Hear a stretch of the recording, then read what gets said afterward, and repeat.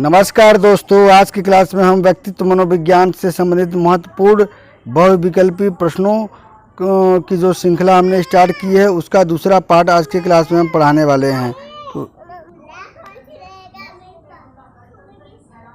इसलिए वीडियो को लास्ट तक देखें और अगर आप चैनल पर नए हैं तो चैनल को सब्सक्राइब करके बेल आइकन को भी प्रेस कर दीजिएगा। चलिए आज का चरण जो है शुरू करते हैं। आज की क्लास का पहला क्वेश्चन जो है वो देखिए कुछ इस प्रकार है। भाव मूलक उपागम किसे कहा जाता है? तो भाव मूलक उपागम कहा जाता है इसमें प्रत्येक व्यक्ति के बारे में अलग से अध्ययन करके उनके व्यक्तित्व को समझने की कोशिश की जाती है, यानी ख ऑप्शन सही हो जाएगा। दूसरा है अगला, आलपोर्ट द्वारा प्रतिपादित व्यक्ति के सिद्धांत का सबसे बड़ा दोष यह है कि, तो सिद्धांत का सबसे बड़ा दोष यह है कि उनका सिद्धांत दर्शन शास्त्रीय अनुमान पर आधारित है। ठीक, आगे बढ़ते हैं हम। तीसरा क्वेश्चन, कैटल ने अपने व्यक्तित्व सिद्धांत में व्यक्तिक चर तथा परिस्थितिजन चर दोनों की पहचान की है, साथ ही साथ इन दोनों की अंतःक्रिया के अध्ययन पर भी बल डाला है। इस पूरे तथ्य को वो निम्नलिखित में से किस सूत्र द्वारा व्याख्या किए हैं? तो ये सूत्र है R बराबर F कोष्टक में P कामा यस कोष्टक बंद। अगला क्वेश्चन लेते हैं हम, सतही शीलगुण क्या है? तो सतही शीलगुण जो होता है एक ऐसे व्यक्तित्व गुण होते हैं जो आपस में संबंधित होते हैं तथा आपस में मिलकर किसी विशेष कारक का निर्माण करते हैं। ठीक है, अगला क्वेश्चन की तरफ हम बढ़ते हैं। अगला क्वेश्चन आपके सामने ये रहा, कैटल के अनुसार व्यक्तित्व के मूल इकाई निम्नलिखित में से कौन है? तो व्यक्तित्व की मूल इकाई कैटल के अनुसार है स्रोत शीलगुण। आगे बढ़ते हैं हम, कैटल के व्यक्तित्व सिद्धांत के प्रतिपादन का आधार है, तो इसका आधार है कारक विश्लेषण यानी कि फैक्टर एनालिसिस। अगला क्वेश्चन है, कैटल के अनुसार गत्यात्मक शीलगुणों की उत्पत्ति होती है, तो ये होती है यल डाटा से। ठीक, अगले क्वेश्चन की तरफ बढ़ते हैं। व्यक्तित्व के सिद्धांत जिसे G.W. आलपोर्ट ने प्रतिपादित किया था उसमें आलपोर्ट ने अधिक बल डाला है, तो ये डाला है भाव मूलक उपागम पे आलपोर्ट ने अधिक बल डाला है। अगला क्वेश्चन है, व्यक्तित्व के अध्ययन में जिस उपागम में उन नियमों की खोज पर अधिक बल डाला जाता है जिसके माध्यम से सभी व्यक्तियों के का समान रूप से अध्ययन किया जाता है, इसे क्या कहा जाता है? तो इसे कहा जाता है नियमान्वेषी उपागम। ठीक, 59वां क्वेश्चन है, G.W. आलपोर्ट ने शीलगुण की कई प्रकार बतलाए हैं, निम्नलिखित में कौन आलपोर्ट द्वारा बतलाए गए श्रेणी में नहीं आते हैं? तो क्षमता शीलगुण जो है वो आलपोर्ट की श्रेणी में नहीं आते हैं, बल्कि तीनों जो है कार्डिनल शीलगुण, केंद्रीय शीलगुण और गौर शीलगुण आते हैं।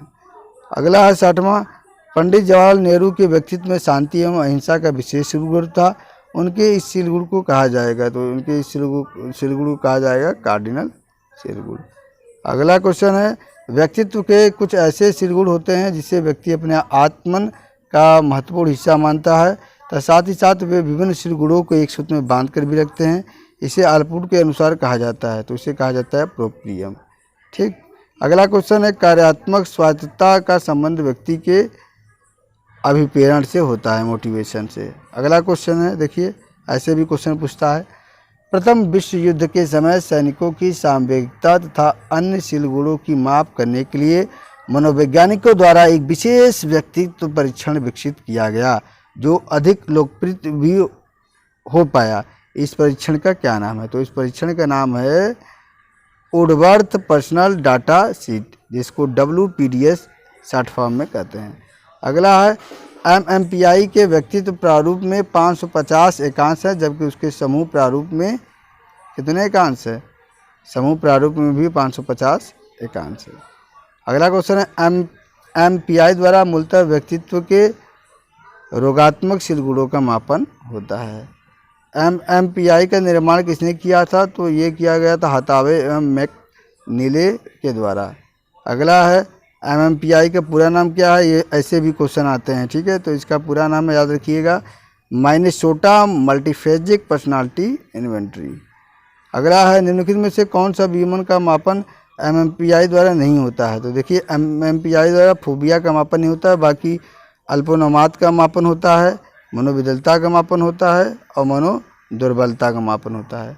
आगे क्वेश्चन बढ़ते हैं हम, कैटल ने मनोभाव को रखा है, कैटल ने मनोभाव को गत्यात्मक शीलगुण के तहत रखा है। ठीक, कैटल का अर्घ जो है उससे क्या तात्पर्य है? तो केटल के अर्घ से तात्पर्य यह है कि यह एक जन्मजात मनोदेहिक स्रोत सिलगुड़ है। केटल के अनुसार निम्नलिखित में से किसी अर्घ की सूची में नहीं सम्मिलित किया जा सकता है। तो अनुमोदन को सम्मिलित नहीं किया जा सकता, बाकी उत्सुकता को, भूख को, यौन को शामिल किया जा सकता है। अगला है, केटल के अनुसार अर्घ मनोभाव तथा मनोवृत्ति एक दूसरे से निम्नलिखित में से किस नियम से संबंधित है? तो ये उस नियम का नाम है सहायता का नियम। अगला क्वेश्चन है, law of correlation to the bio social mean क्या है? तो इसका मतलब होता है पर्यावरणीय कारकों द्वारा आनुवंशिकता के पड़ने वाले प्रभाव का विरोध करने की प्रवृत्ति होती है।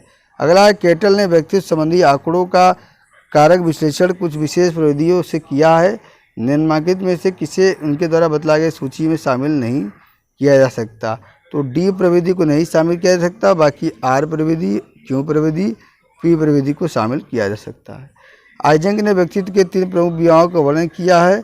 निम्नलिखित में से किसी उनके द्वारा बतलाए गए विभागों में शामिल नहीं किया। देखिए बार बार हम आपसे कह रहे हैं कि क्वेश्चन ध्यान से आप नहीं पढ़ेंगे तो इसमें आप गलत करके चले आएंगे। देखिए इसमें नहीं और शामिल करना और शामिल नहीं करना, इसमें अंतर हो जाएगा। अब शामिल नहीं किया जा सकता तो शामिल आर यानी कि रिस्पॉन्सिबिलिटी को शामिल नहीं किया जा सकता, बाकी साइकोटिज्म, न्यूरोटिज्म और एक्स्ट्रावर्जन और इंट्रोवर्जन को शामिल किया जा सकता है। अगला, आइजेंक के अनुसार मनोविशिष्टता में वे सारे गुणों को रखा जाता है जो क्या है उपयोग में से किसी एक श्रेणी के नहीं होकर लगभग सभी श्रेणियों के होते हैं। ठीक है, जैसे मनोस्नायु विकृति के होते हैं, मनोविकृति के होते हैं, मनोदेह विकृतियों के होते हैं। अगला है, आइजेंक के अनुसार व्यक्तित्व के प्रकार तथा श्रेणीगुण के निर्धारण में, तो इसके निर्धारण में क्या आनुवंशिकता की भूमिका प्रधान होती है। आगे बढ़ते हैं। अगला है, व्यक्तित्व के बारे में अभिव्यक्त विचारों में केटल तथा आइजेंक में सबसे मुख्य अंतर है। सबसे मुख्य अंतर यह है कि व्यक्तित्व विकास में आइजेंक ने किस पे, आनुवंशिकता पर बल दिया है, और जबकि केटल ने क्या है, पर्यावरणीय कारकों पर अधिक बल दिया है। तो ख सही हो जाएगा। आगे बढ़ते हैं। आइजेंक के अनुसार निम्नलिखित में से किस व्यक्ति में मनोमानसिक रोग होने की संभावना अधिक होती है? तो ऐसे व्यक्ति जिनका स्वाद तंत्रिका तंत्र अधिक क्रियाशील होता है उसमें क्या है कि ये रोग होने की संभावना अधिक होती है। आगे, निम्नलिखित में से सही सुमेल बतलावें, सही सुमेल करना है। ठीक है, दिए कूटों के आधार पर करें। तो इसका सही आंसर हो जाएगा ग वाला जो सुमेल सही है, यानी कि स का जो है झ होगा। एडवर्ब पर्सनल प्रेफरेंस सिंड्रोम मतलब सिद्धांतिक उपागम से संबंधित है। अगला, एमएमपीआई की वैधता मापने का उद्देश्य है। तो इसका उद्देश्य है बेटा अनुक्रिया पूर्वाग्रहों का पता लगाना। आगे बढ़ते हैं। एमएमपीआई के डी, पीए तथा एसी मापनियों पर यदि किसी व्यक्ति का प्राप्तांक ऊंचा होता है तो यह समझा जाता है कि वह व्यक्ति मनोविकृति का रोगी हो सकता है। आगे बढ़ते हैं। जिस व्यक्तित्व परीक्षण में व्यक्तित्व का मापन शाब्दिक एकांशों के प्रति दिए गए उत्तरों के आधार पर होता है उसे क्या कहा जाता है? वस्तुनिष्ठ माप, यानी कि ऑब्जेक्टिव मेजर। आगे, व्यक्तित्व को मापने के लिए कभी कभी व्यक्तित्व के सामने असंरचित उद्दीपक परिस्थिति को रखा जाता है। ऐसे माप को क्या कहा जाता है? प्रक्षेपी माप। अगला है, आइजेंक के व्यक्तित्व सिद्धांत के अनुसार निम्नलिखित में से कौन असत्य है? तो देखिए कौन असत्य है। सत्य कहेगा तो ये जो ऊपर के 3 हैं यानी क, ख, ग, ये सत्य है। असत्य कहेगा तो ये घ वाला, यानी कि समाज विरोधी व्यक्तित्व वाले व्यक्ति का स्वाद तंत्र कम क्रियाशील होता है। अगला है, आइजेंक के अनुसार जिन लोगों का एएनएस यानी कि ऑटोनॉमिक्स नर्वस सिस्टम अधिक क्रियाशील होता है परंतु मस्तिष्कीय उत्तेजन का स्तर नीचा होता है, उनमें क्या होता है? उनमें समाज विरोधी व्यक्ति विकसित होने की संभावना अधिक होती है। अगला है, आइजेंक के अनुसार ऐसे लोगों में जिनका एएनएस प्रतिक्रियाशील अधिक होता है तथा मस्तिष्कीय उत्तेजन भी उच्च स्तर होता है, उनमें क्या होता है? उनमें होता है मनोगतिकी बाध्यता, स्नायु विकसित विकृति होने की संभावनाएं अधिक होती है। अगला है, निम्नलिखित में से किनके सिद्धांत को सिलगुड़ सिद्धांत की श्रेणी में नहीं रखा जाता है? नहीं रखा जाता है तो शेल्डन के सिद्धांत को सिलगुड़ की श्रेणी में नहीं रखा जाता है, बाकी आल्पोर्ट, कैटल, आइजेंक को रखा जाता है। अगला है, बेल समायोजन आविष्कारिका बेल एडजस्टमेंट इन्वेंट्री के विद्यार्थी फार्म द्वारा समायोजन के निम्नलिखित प्रकारों में से कौन सा प्रकार का मापन नहीं होता? तो स्कूल समायोजन का मापन नहीं होता, बाकी गृह समायोजन, स्वास्थ्य समायोजन, सामवेगिक समायोजन का मापन होता है। अगला है, बेल, ये तो हो गया। आगे बढ़ते हैं हम। आरबी केटल द्वारा निर्मित 16 व्यक्तित्व प्रश्नावली द्वारा निम्नलिखित में से कौन सा शेड्यूल का मापन नहीं होता? तो मापन नहीं होता, डिपेंडेंट इंडिपेंडेंट का मापन नहीं होता, बाकी टेंस, रिलैक्स, श्रेव्ड, फोर्टाइट, एप्रहेंसिव, प्लेसिड का होता है। ठीक, आगे बढ़ते हैं। 16 पे व्यक्तित्व प्रश्नावली में असर्टिव हम्बल का अक्षर संकेत होता है, तो इसका अक्षर संकेत होता है ई। आगे बढ़ते हैं। आइजेंक के व्यक्तित्व प्रश्नावली द्वारा कई तरह के व्यक्तित्व के बीमाओं का मापन होता है, निम्नलिखित में से कौन सा बीमा का मापन प्रश्नावली द्वारा नहीं होता? तो कौन से मापन नहीं होता? आशंका का नहीं होता, बाकी अंतर्मुखता बहिर्मुखता का होता है, स्नायु विकृति का होता है, मनोविकृति का होता है। ठीक, अगला क्वेश्चन है डिफरेंशियल पर्सनालिटी इन्वेंट्री का निर्माण जिन भारतीय मनोवैज्ञानिकों द्वारा किया गया उनके नाम हैं। तो ये किया गया A.K. Singh and A.K. Singh, Arun Kumar Singh and Ashish Kumar Singh, जिनकी मनोविज्ञान किताब सबसे ज़्यादा फेमस है। आगे हम बढ़ते हैं। कंप्रहेंसिव एंजाइटी टेस्ट का निर्माण जिन भारतीय मनोवैज्ञानिकों द्वारा किया गया उनका नाम है A.K.P. Sinha and L.N.K. Sinha. आगे बढ़ते हैं। व्यक्तित्व मापने की जिस विधि में व्यक्ति के सामने कुछ अस्पष्ट एवं असंरचित उद्दीपक दिए जाते हैं और उनके प्रति दी गई अनुक्रियाओं के आधार पर व्यक्तित्व का मापन होता है, उसे कहा जाता है, तो उसे कहा जाता है प्रक्षेपी विधि। आगे बढ़ते हैं। शब्द साहचर्य परीक्षण एक तरह का क्या है? तो ये है एक तरह का प्रक्षेपी विधि है। आगे बढ़ते हैं। रोसार्क परीक्षण निम्नांकित में से रोसार्क परीक्षण निम्नांकित में से निम्नलिखित में से कार्ड संख्या में से कौन सा रंगीन कार्ड नहीं है? तो कार्ड संख्या 4 क्या है? ये रंगीन कार्ड नहीं है। ठीक है, आगे बढ़ते हैं। हरमन रोसार्क एक क्या थे? तो ये हरमन रोसार्क, देखिए आगे बढ़ते हैं, क्वेश्चन आ गया आगे। देखिए, हाँ, हरमन रोसार्क क्या थे? तो हरमन रोसार्क एक क्या है? स्विट्जरलैंड के मनोचिकित्सक थे।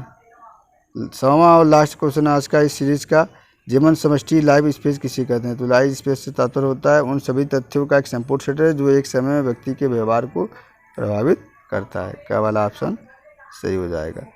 तो आज की क्लास में आपने देखा कि हमने जो है व्यक्तित्व के मनोविज्ञान से यानी कि पर्सनालिटी साइकोलॉजी से संबंधित हमने क्या है, कितने क्वेश्चन बेटा? हमने पूरे 50 क्वेश्चन को लिया था। ये क्वेश्चन जो है आपके परीक्षा, चाहे आपका साइकोलॉजी से रिलेटेड किसी भी कॉम्पिटिटिव परीक्षा का आप तैयारी करें, सभी के लिए ये बहुत ही मददगार साबित होगा। इसलिए आप लोग इसे अच्छे से देखें, 1 बार 2 बार 4 बार देखेंगे ऑब्जेक्टिव क्वेश्चन तो आपको समझ में आ जाएगा। ठीक है, कहीं आपको क्या है अगर संदेह हो या कुछ आपको न समझ में आए तो कमेंट करिएगा, मैं आपको बता दूंगा। और अगर आप चैनल पे नए हैं और अपने अभी तक चैनल को सब्सक्राइब नहीं किया है तो आपसे रिक्वेस्ट है कि चैनल को प्लीज़ सब्सक्राइब ज़रूर कर लीजिएगा। इससे मुझे बहुत ज़्यादा मोटिवेशन मिलता है आगे आप लोगों को पढ़ने और पढ़ाने में। वीडियो को लाइक भी कर दीजिएगा और वीडियो को शेयर करिए अपने उन मित्रों के साथ जो साइकोलॉजी को पढ़ते हैं। ठीक है, चलिए आज की क्लास में इतना ही, मिलते हैं हम अपने आगे क्लास में। तब तक के लिए आप सभी का बहुत बहुत धन्यवाद। जय हिंद, वंदे मातरम। आप लोग जहाँ रहें स्वस्थ रहें, प्रसन्न रहें और ईमानदारी से मेहनत करते रहें, सफलता ज़रूर मिलेगी। वंदे मातरम।